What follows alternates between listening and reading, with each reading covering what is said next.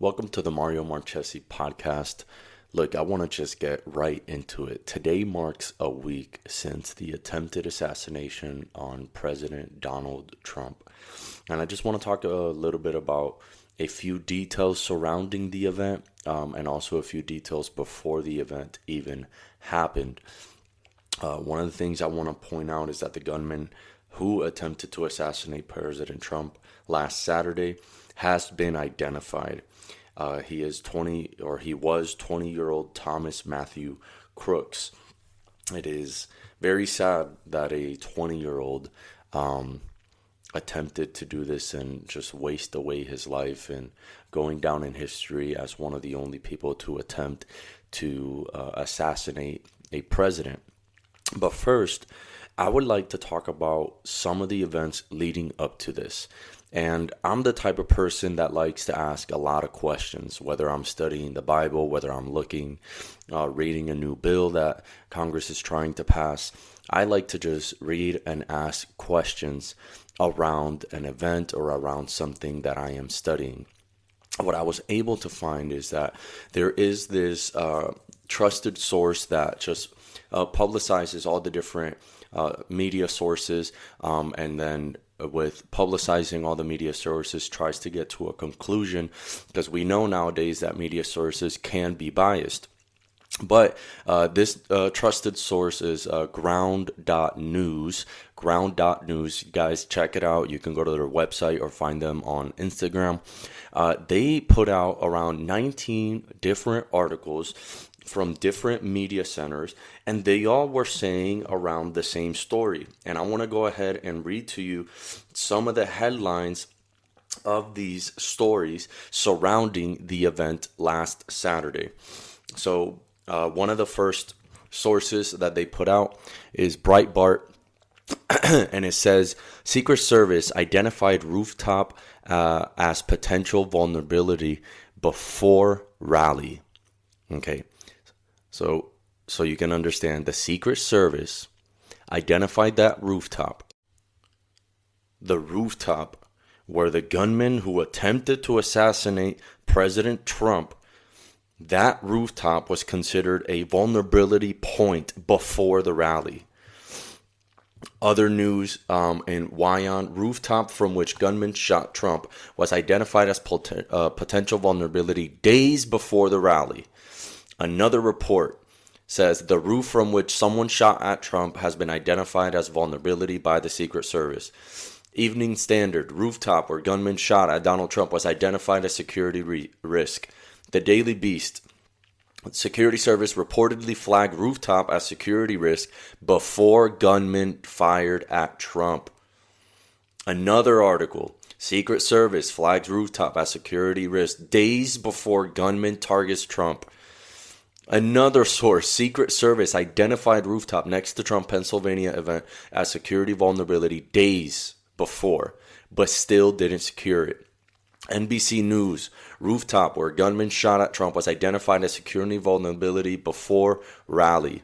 MSNBC, Secret Service, source, roof where shooter opened fire was a well-known high-priority vulnerability. Okay, I'm going to stop here because basically the other sources are saying the exact same thing, but I want to stop at that one at MSNBC, who is a media source that's well-known to be left-leaning. They're saying that Secret Service stated that that rooftop where the shooter opened fire was a well-known high priority. I want to just stop right there, because if Secret Service is saying that it was well known and it was a high priority, they definitely didn't act as if it was high priority. They didn't act on that knowledge, well known as that being a vulnerability point at the rally. All these different sources are claiming the exact same thing, that days before, hours before the rally, Secret Service knew that that rooftop was vulnerable, and they still didn't secure it. So then my question is to the director of Secret Service, to everybody who was involved in securing that event, is why didn't you secure it? I want to first know that answer, and then we need to take action. Some people literally need to get fired because they didn't do their job. They did not do their job. ABC News, there is a picture that ABC News posted in an article stating that this is what the article says. 20 minutes passed between the time U.S. Secret Service snipers first spotted the gunman on a rooftop and the time shots were fired at former President Trump. Let me read that again. 20 minutes passed between the time U.S. Secret Service snipers first spotted the gunman on a rooftop and the time shots were fired at former President Trump. Okay. Other sources are stating that he was actually spotted 3 hours before. But let's just say, like ABC News is saying, that they had snipers on the rooftop. Snipers saw the gunman 20 minutes before that gunman opened fire.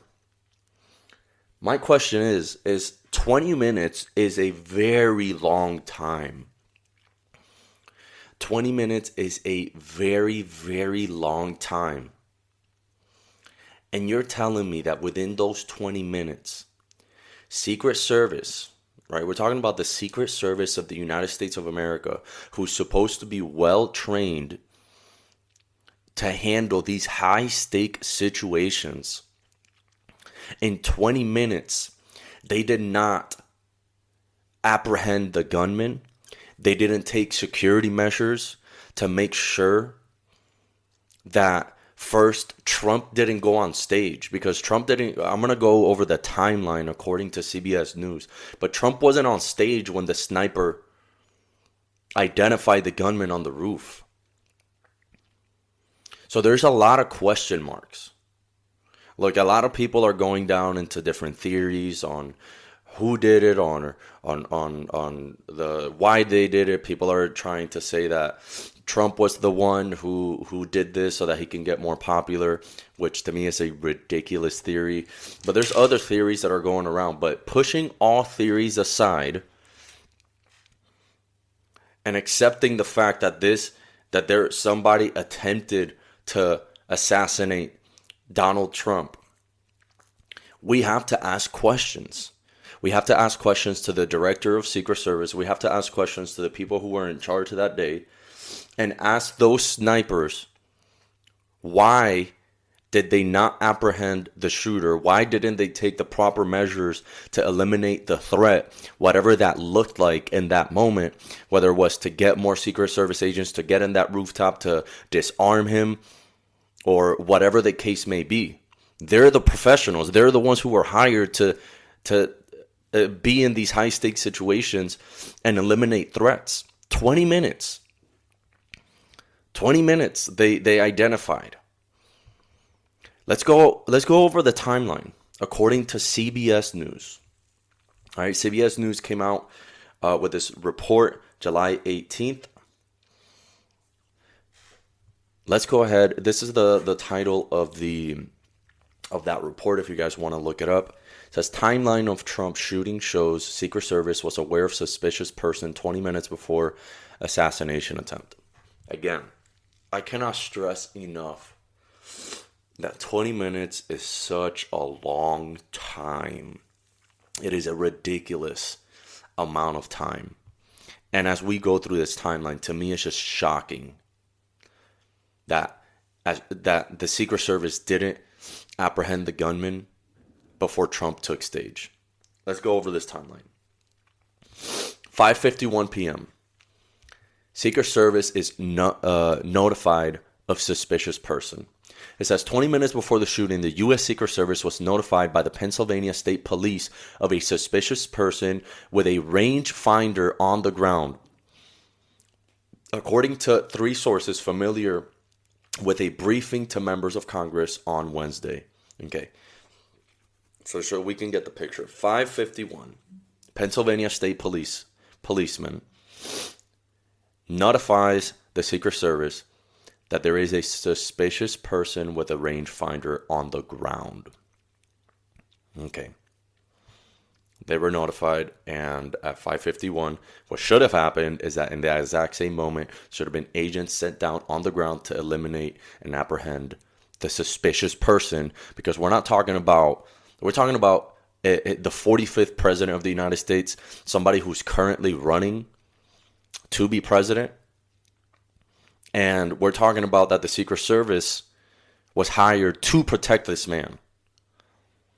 So if there's a suspicious person in a rally, your job is to apprehend them in that moment as soon as you were notified at 5:51.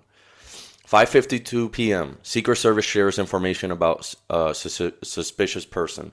The Secret Service disseminated information about the suspicious person with the rangefinder to the counter sniper team and response agents on the ground, according to 3 sources. At this point, local law enforcement did not know the suspicious person had a gun, according to a local law enforcement officer and the Butler County Sheriff. Okay, 6:03. Trump takes the stage. This is where, to me, it gets ridiculous. If suspicious activity, regardless whether right now CBS News and they're claiming, and this is still open investigation, claiming that they didn't know he had a gun, but that he did have a rangefinder. Let's go ahead and look what a rangefinder is, because honestly, I don't even know what that is. Rangefinder. Let's look at that up. Rangefinder.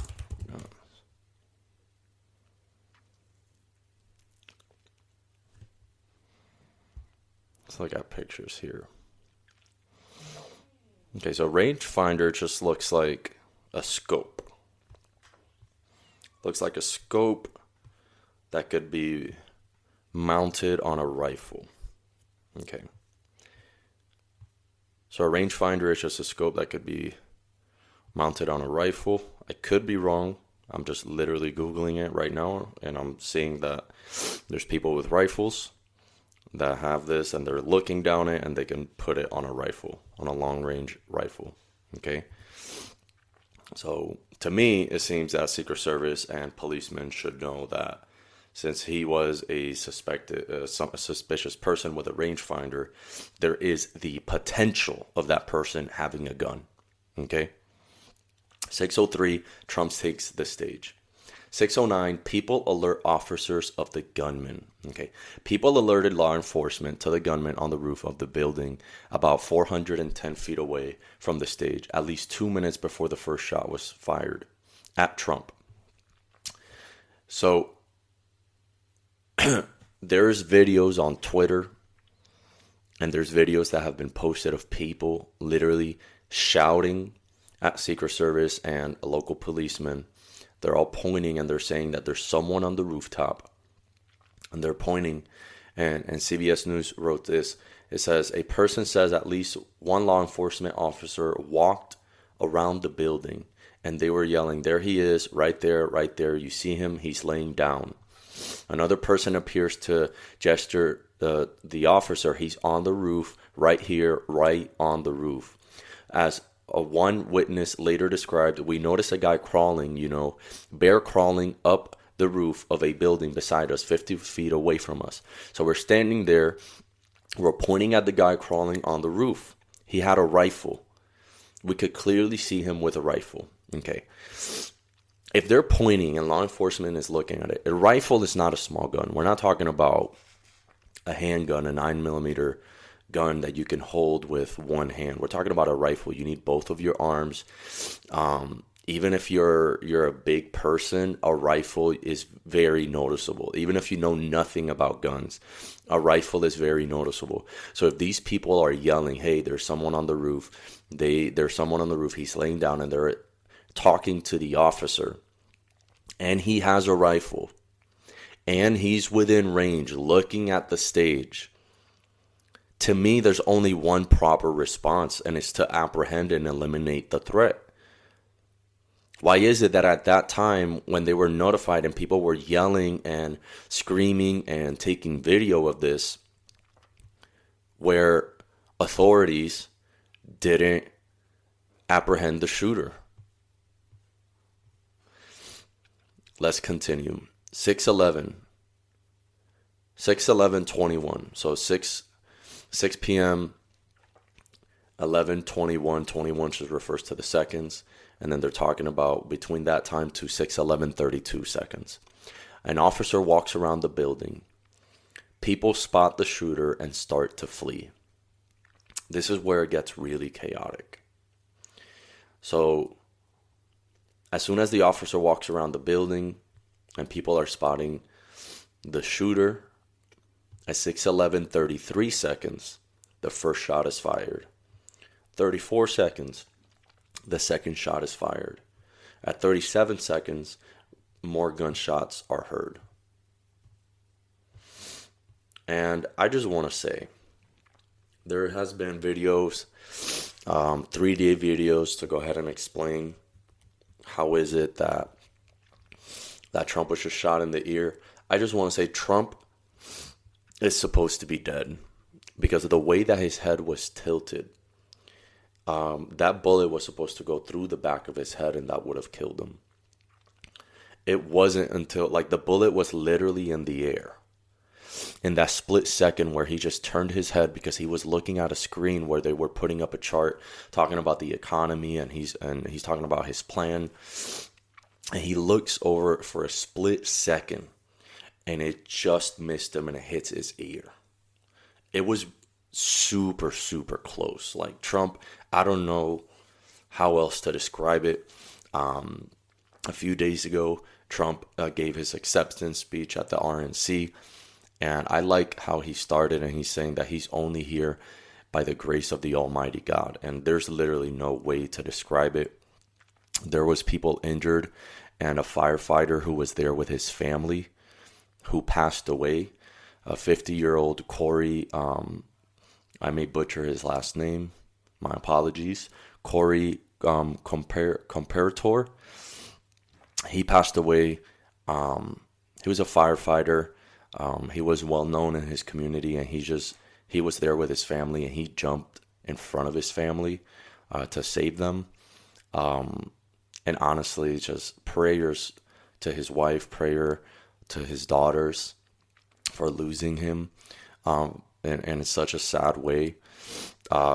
Trump is going to the funeral. They've been raising funds to cover all funeral costs and to be there for the family.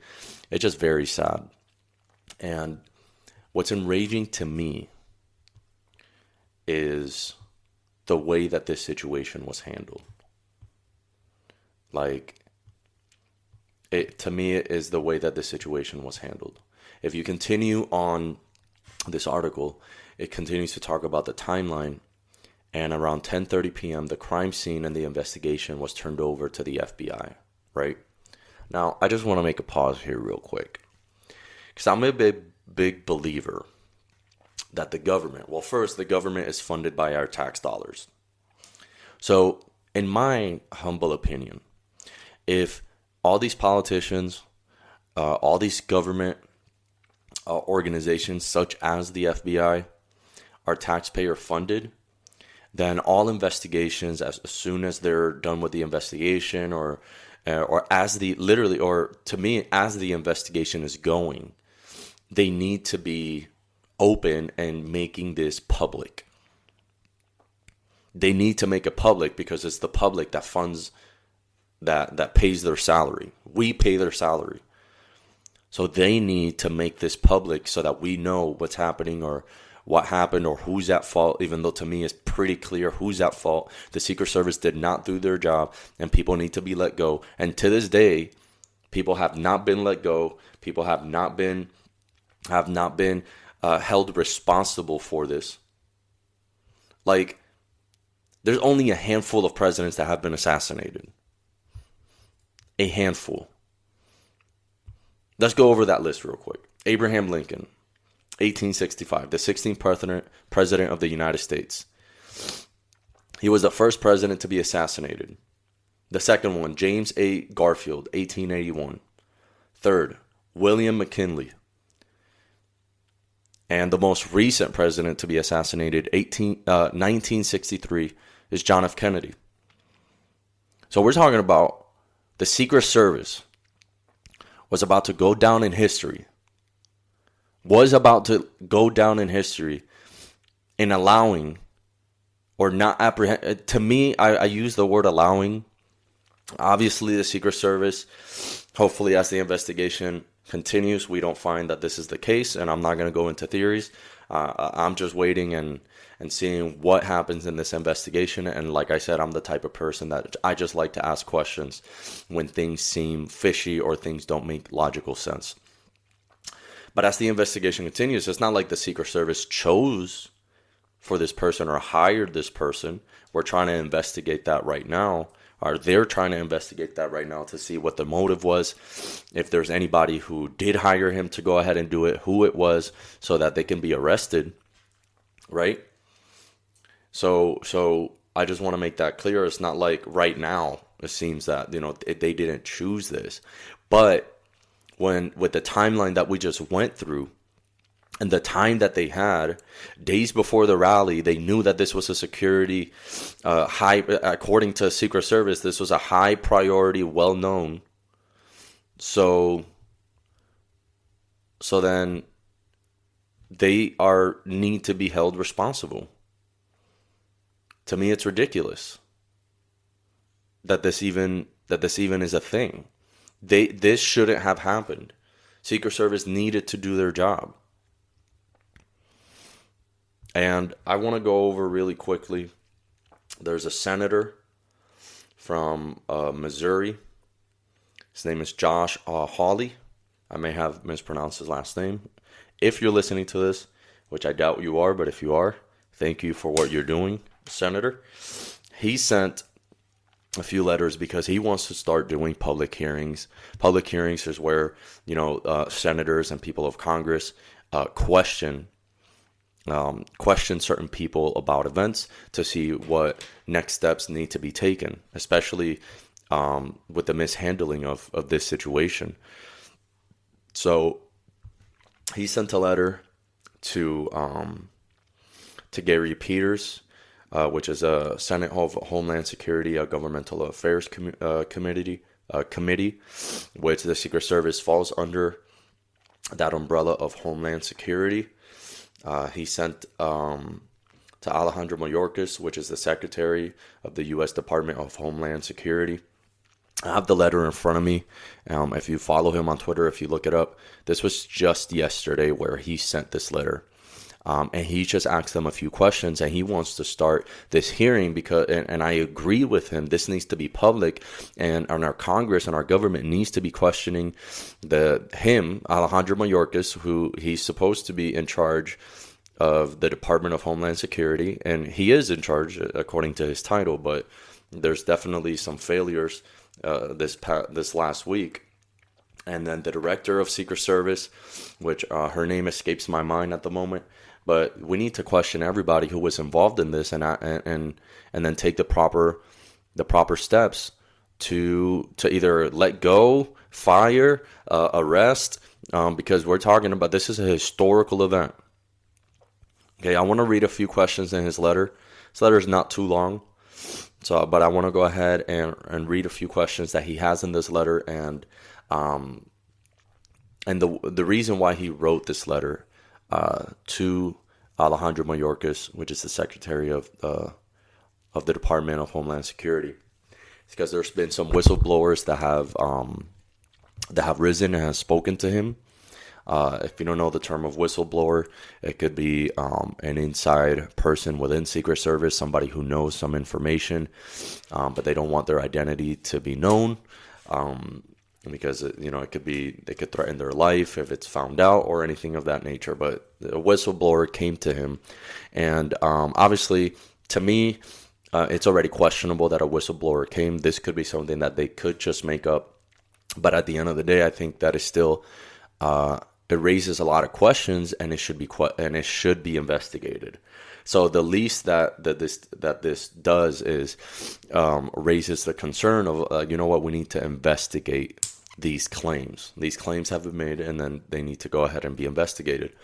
So the questions that Senator Josh Haley from Missouri asked is this. And as I'm reading these questions, he refers to the Department of Homeland Security as DHS, which is their acronym.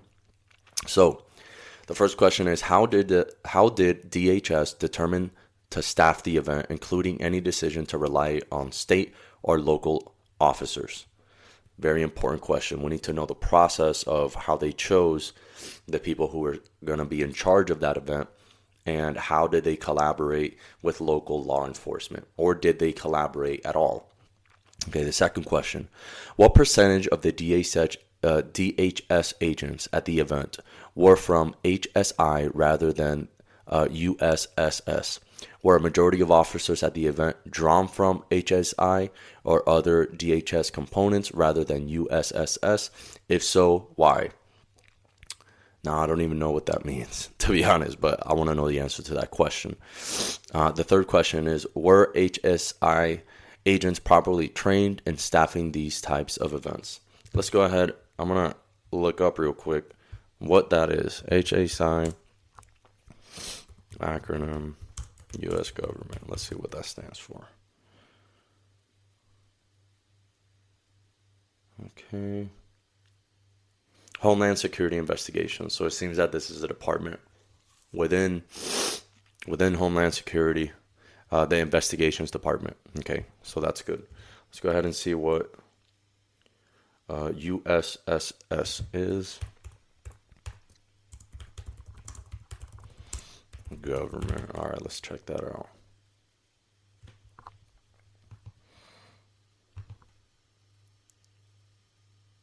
United States Secret Service. That makes sense. All right. Okay, so let's read it again now that we know what it stands for. All right. What percentage of the DHS, Department of Homeland Security agents at the event were from the HSI, which is Homeland Security Investigators, rather than USSS, which is United States Secret Service? Were a majority of officers at the event drawn from HSI, Homeland Security Investigation, or other DHS components rather than the U.S. Secret Service? If so, why? So it's important to note who was there, from what department, why were they there? Okay. Third question is, were HSI agents properly trained in staffing these types of events? Very important. We need to know who was there. And if they were trained properly, we need to question their training, because they dropped the ball in a historical way. Historical. Number 4, did gaps exist in the security perimeter, and were the usual protocols followed for the use of canines and magnetometers? Okay, so it's just going into details and securing the perimeter. And I can even answer that question. Did gaps exist? Yes, gaps existed, because they literally said, different news sources have said that days before the event, that rooftop where the gunman was considered a security high priority breach and vulnerability. It was considered vulnerable. So yes, there was definitely gaps. Number 5, were agents not appropriately stationed around the podium? That is very true. Okay, because it says that the sniper on the roof, the Secret Service sniper on the roof, had a vision. They were looking at him for 20 minutes, the gunman. But there was also, we needed more pairs of eyes, because obviously we need to question those snipers and why they didn't take action. I genuinely don't know that answer, but I want to know that answer. Okay, but were there agents not appropriately stationed around the podium to look and see? Okay, number 6, were the standard protocols followed for issuing designated pins to vetted personnel that are allowed backstage? Good question. I don't know how that goes into it, but I'm sure that I definitely want to hear the answer to that. And lastly, how long did agents physically spend How long did agents physically spend on the ground surveying the site before the event? Did any paperwork obligations prevent longer and more robust site survey? Okay, that's a very important question. So before the rally even began, U.S. Secret Service obviously went out, but how long were they there? How long did they survey the event? How long did they do this for? Now, Josh Haley actually went to the site. And again, I want to thank him for his service. He's using that's my taxpayer money being used well and spent wisely on his salary. Okay, so he actually went to the site, but obviously, as I read on the report on the timeline, the FBI already took over. So when he went to the site to actually spot and like see it for himself, because he wasn't at the rally, he was kicked out by the FBI. He was told to leave. A senator trying to investigate, right? Which I think is important and he should be allowed to investigate, right? And more importantly, like we need these hearings. We need them to get questions. We need to demand these investigations to be publicized. Like it can't be hidden. It's about to be a week and we still don't know more information than this. We need to know more. We need to demand resignations and responsibility. And I didn't even talk about the certain things and rhetoric leading up to this event on why I think that this even happened.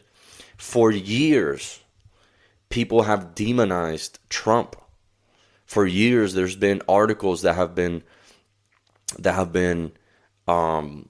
released demonizing Trump, and it's not like small. Oh, like I don't like him. No, it's like literally the Washington Post.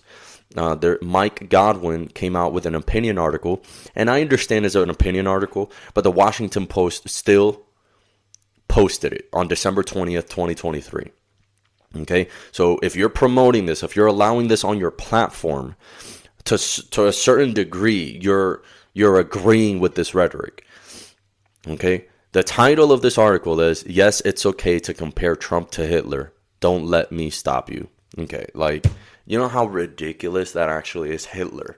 Like, if you know nothing about history, you know the name of Hitler. Like, he's gone down in history as one of the worst people to ever live. Literally killing millions and millions of Jews, millions of people, innocent lives. He's gone down in history to do that. And we're comparing Trump, right? So I get it. Like, I'm not saying you have to love Trump, right? I like Trump. I don't like certain things that he does or certain things that he says, even though in this last speech, like, and after this event, you know, rightfully so, he's a changed man. He literally saw death in his eyes. So, like, you can hear it in his speech. He's changed. And anyone would change after experiencing that, but I get if you don't like Trump, but literally comparing him to Hitler is insane. Comparing him to Hitler is wrong.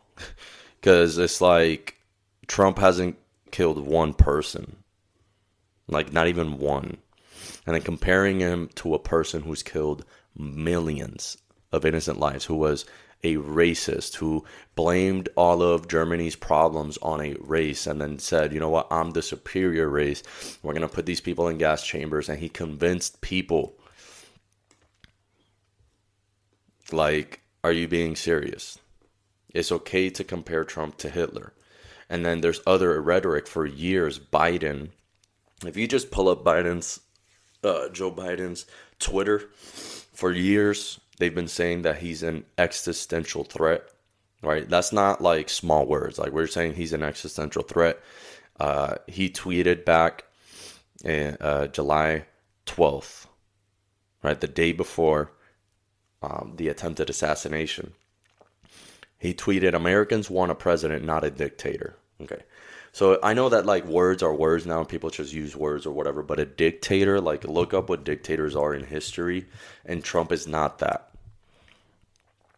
So there's all this negative rhetoric that has been used for years against Trump that a 20-year-old, the shooter, could believe, because The 20-year-olds are impressionable. Like, if you don't dive into things, people just get like convinced easily of certain things. So yeah, obviously, if this 20-year-old for years just saw this and he was, oh, Trump is Hitler, he's a dictator, he's this and that. I don't want that. Nobody wants Hitler. I don't want Hitler. I don't want a dictator. I love democracy.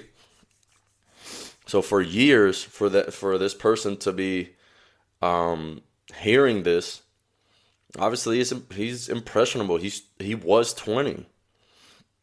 To me, is absolutely ridiculous, and people need to be held accountable. People need to be held accountable for what they say. I personally don't like Joe Biden. I really don't like him. But I know that he's not Hitler. Like, there's a pretty big difference between Joe Biden and Hitler. Like, in a huge difference.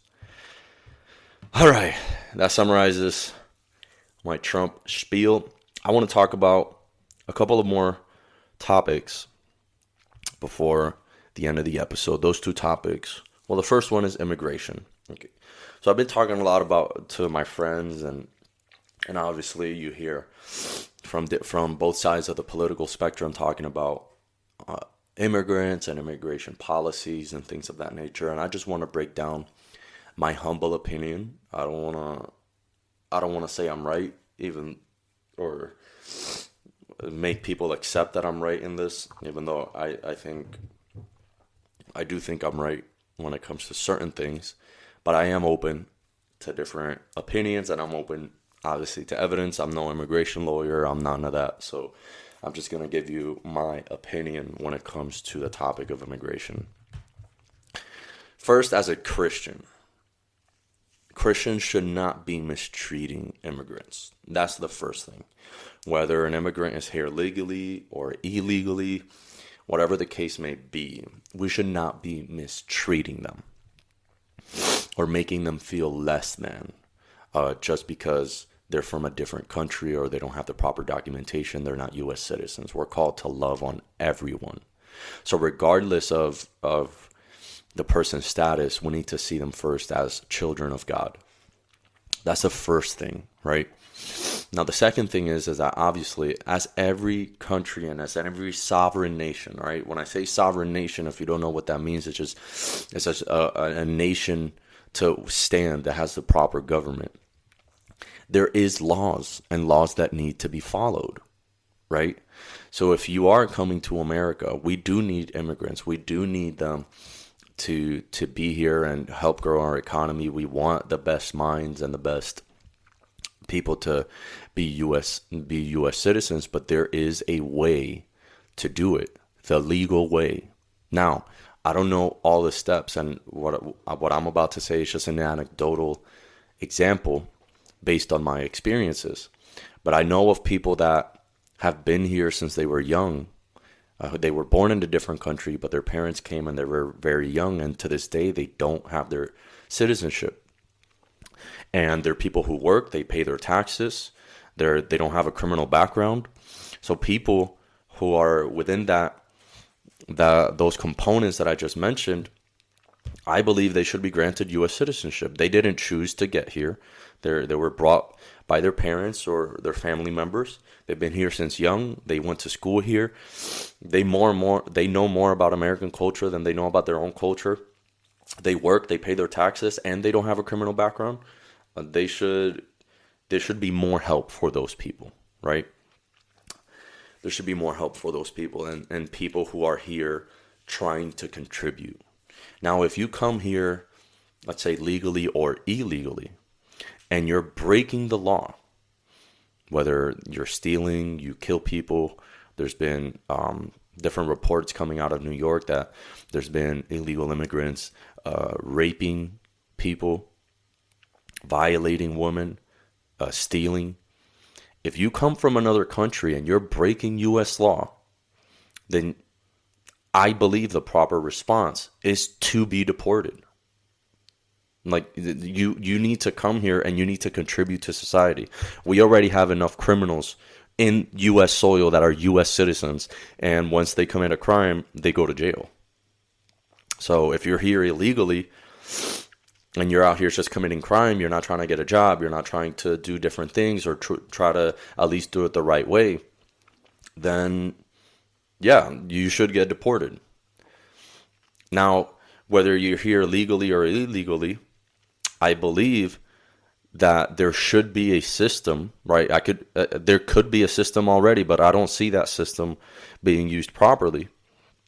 There should be a system that vets people that are here, people that may be refugees, people that may be, but there should be a list, there should be a process. There should be funds that are sent down to the border where ICE needs to be trained, and they need to have more facilities and more resources to be able to help those people that are genuinely just trying to become U.S. citizens and contribute to the society. So when it comes to immigration, we need to be able to communicate that as Christians and as believers. They shouldn't be mistreated in the slightest. They are children of God. But under the U.S. government, there are laws that we need to adhere by. Now, whether those laws need to be looked at to make the process a little easier for certain people, like that first example that I just gave you, or whether there needs to be a process to go ahead and look at them and say, hey, they're contributing to society, or they're refugees, they're fleeing from, from crime or whatever. And a lot of people who are coming from South America, from these different countries, like, they're fleeing from very bad situations. And I first want to say, like, U.S. citizens sometimes are so judgmental of, like, oh my God, America, we're not accepting of everyone, or that's not the case. Like, I think we also need to be honest and hold accountable and ask the question of, why are these people coming here? And it's because they're fleeing horrible governments, countries that are not beneficial to them. And we need to hold those countries accountable and hold those presidents and those politicians accountable so that they can create a society where their citizens don't flee, where they have enough food, where they have enough electricity, where they stop crime, where they stop drugs, where they stop human trafficking. Like, all those things need to be looked at, and we need to hold them accountable as well. So when it comes to immigration, like, we definitely need to look at it. And don't quote me on this, but I believe there was a speech that Trump was saying, and he was saying that any immigrant that comes here and they go to school, like a university, and they get degrees, that he was going to be able to grant them, that he wants to grant them U.S. citizenship. So there's ways and there's different things that Trump is doing to secure the border, to make sure that we have a process. Because right now, Ben Shapiro just came out with a documentary where they go down there and they're videotape and they interview the director of ICE, and they see literally in real time people just crossing the border. And and ICE doesn't have the authorization from the Biden administration to detain them or to stop them so that they can start the process. People are just coming in and there's no record of them. There's nothing. Like, they're just walking in. That shouldn't be the case. There needs to be a process. There needs to be a process at the border, and the border should be secure. A nation without borders isn't a nation. But we should love our neighbor. So if we encounter anybody who's here illegally or whatever the case may be, we should provide resources to them. We should be able to help them, right? But if you're here legally or illegally and you're committing crime and you break the law and you don't do it the right way, then you're just breaking the law. And that's that. The last topic I want to talk about today is homosexuality. So I know that in June I came out with an episode talking about Pride Month, talking about all these different things. And a very good friend of mine sent me a message talking about how, like, hey, like, people talk about the Bible and how in 1947 they added the word homosexuality, and what do you respond to that? And I found this very good video that explains it in around 3 minutes. It's from the YouTube page Red Pen Logic. I forgot his name, the person who's going to be speaking, I forgot his name, but it is from Red Pen Logic. This video came out a year ago, and I believe it's the best explanation. I'm going to go ahead and play you the audio of that clip, and then we'll talk about it. The word homosexual was never in the Bible. It wasn't in the Bible. till 1946, and the word it replaced translates to pedophile. Wonder why they did it, must be a mystery. It's really common to hear people say or sing that the word homosexual was never in the Bible until translators with nefarious motives added it in 1946. Interestingly, this claim also came up in a video titled Top 5 Bits of Church History that caused me to question my faith. The word in Hebrew refers to child molesters. It wasn't until 1946 that anyone even tried to say that it referenced homosexuality. Let me repeat that, 1946. 1946 is when they made that adjustment to the Bible. Let's pull out the red pen and try to break this one down.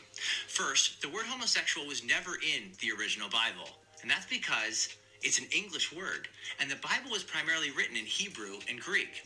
All the English words were added to the Bible at some point in time. So the real question seems to be whether the English word homosexual is an accurate translation of a particular Greek word in the New Testament. The Greek word in question is the word arsenokoitai, which the Apostle Paul seems to have invented by combining two words. Arsen, meaning man, and koitai, meaning bed. So arsenokoitai literally means men who bed other males. Furthermore, nothing in the word itself or in its context restricts the meaning to pedophilia or other exploitative sex. On the contrary, the two words Paul combines appear together in two Old Testament prohibitions against homosexual sex. In fact, they're right next to each other in Leviticus 20:13. Paul seems to be deliberately drawing from Leviticus 18:22 and Leviticus 20:13, which universally prohibit homosexual behavior, not just exploitative sex like pedophilia. But let's just assume for the sake of argument that the word homosexual is a bad English translation. What follows from that? Would that change what the Bible teaches about homosexual sex? No, and here's why. Even if the word never appeared in the Bible, the behavior is still described and prohibited. Just read Leviticus 18:22 or Romans 1:27. In addition, homosexual sex is ruled out by the Bible's consistent teaching on sex and marriage. Look, some English translations are better than others. Personally, I think translating arsenokoitai as homosexuals causes confusion, since Paul is referring to behavior, not identity. That's why many English translations say something like males who have sex with males or anyone practicing homosexuality. Videos like this misguide and misinform people by casting doubt on the univocal voice of Scripture and 2,000 years of church teaching on matters of sex, marriage, and homosexuality. But it doesn't work. All right. I think that was a perfect explanation, and I just want to summarize that by saying this. Any sexual activity outside of the context of one man and one woman under the oath of marriage is a sin. The only time you should find yourself sexually active and doing anything sexual should be in the context of marriage between one man and one woman. Anything outside of that, any sexual activity outside of marriage, for example, me as a man, outside of the context of marriage, me having sex with a woman, I'm not married, or having an affair, that's sexual sin. Or if you're a man and you have sex with a man, for a woman, you have sex with a woman. Anything outside of the context of marriage, in terms of sexual activity, is a sin. Sexual activity should only be found in the context of marriage between one man and one woman.